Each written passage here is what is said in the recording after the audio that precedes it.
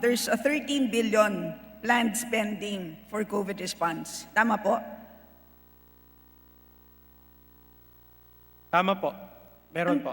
Ang tanong ko lang, Mr. Speaker, sa tingin niyo po ba, ito ba ay sapat na?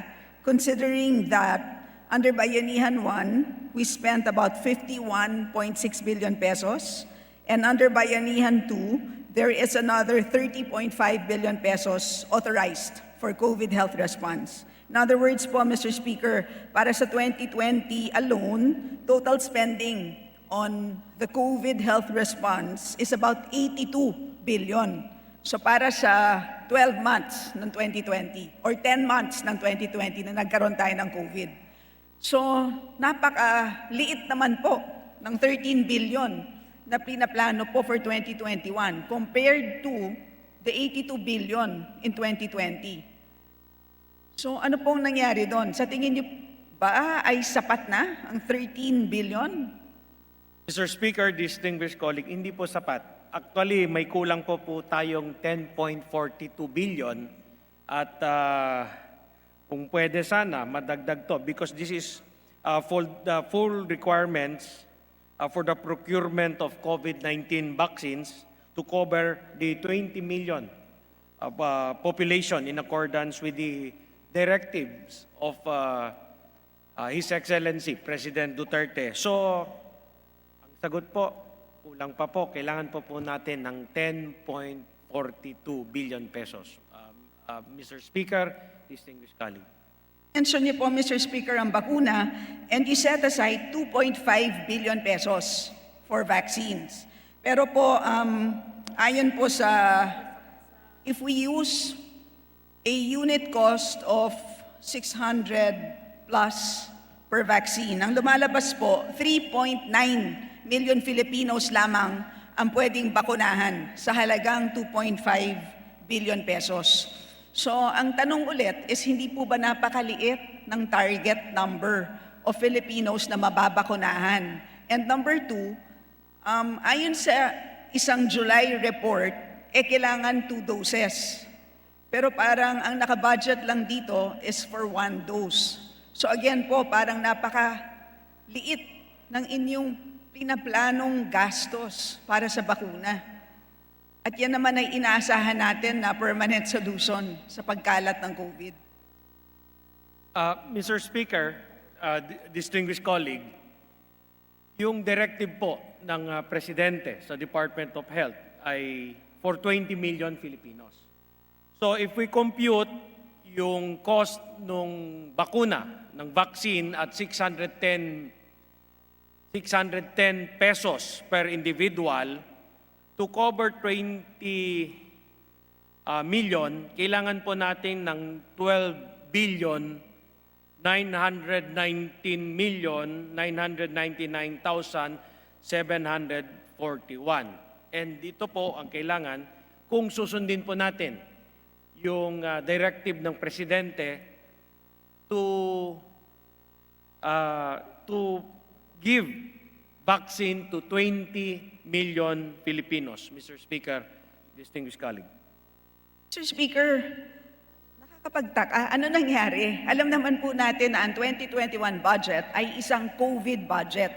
At alam naman natin na para makapag-recover ang ating ekonomiya, ang number 1 na kailangan gawin ay i-handle ang pagkalat ng COVID. In fact, ang ating GDP growth ay inaasahan lalong lumaki ang contraction. Inaasahan ng DBCC na dapat hanggang 6.6% lamang ang contraction ng GDP. Pero ayon po sa mga credit rating agencies, yan po ay ang contraction ay baka lumaki sa 9.9%.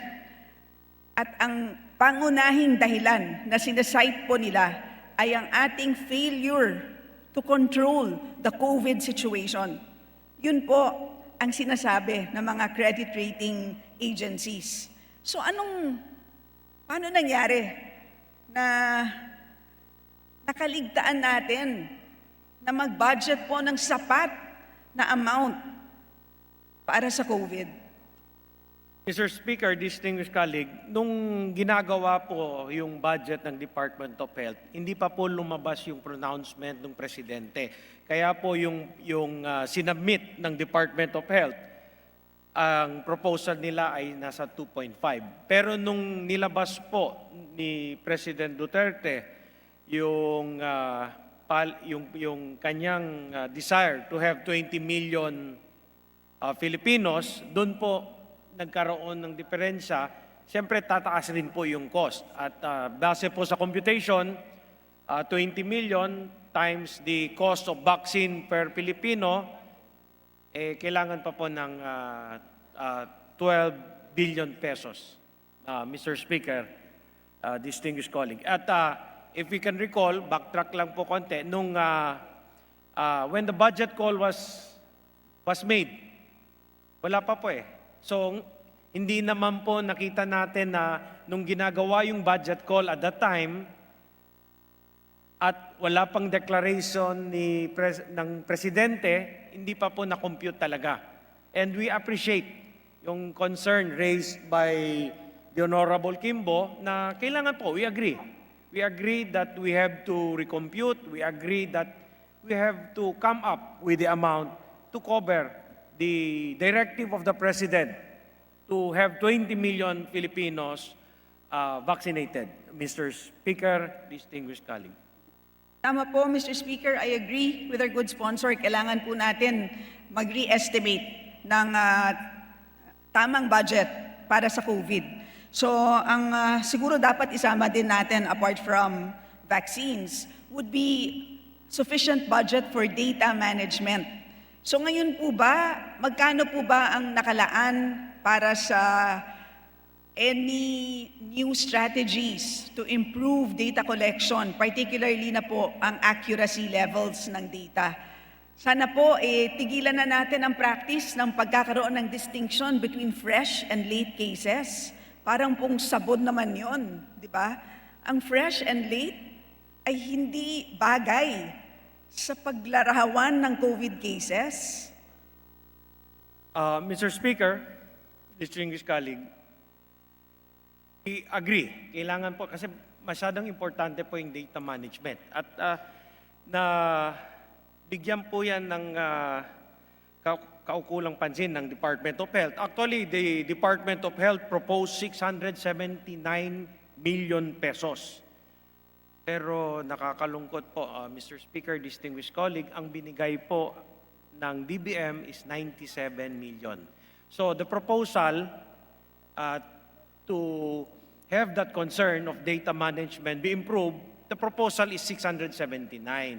Pero nung bumalik na po, lumabas na po yung National Expenditure Program, ang pondo po nakalagay doon for data management is only 97 million pesos, Mr. Speaker, distinguished colleague.